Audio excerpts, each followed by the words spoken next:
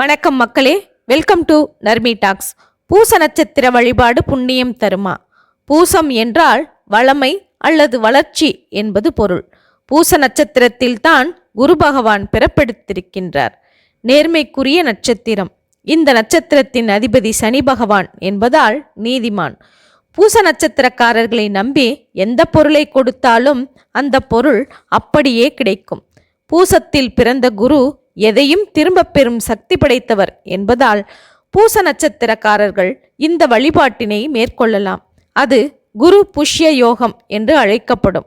எந்த காரியம் வளர்ச்சியடைய வேண்டும், வெற்றியடைய வேண்டுகின்றோமோ அந்த காரியத்தை எந்த ஒரு மாதத்தில் வியாழக்கிழமையும் பூச நட்சத்திரமும் சேர்ந்து வரக்கூடிய நாளில் தொடங்கினால் வெற்றியையும் வளர்ச்சியையும் நோக்கி செல்லும். அன்று நவகிரகங்களில் வியாழனுக்கும் சனி பகவானுக்கும் அர்ச்சனை செய்து வழிபாடு செய்தால் முன்னேற்றம் நிச்சயம்.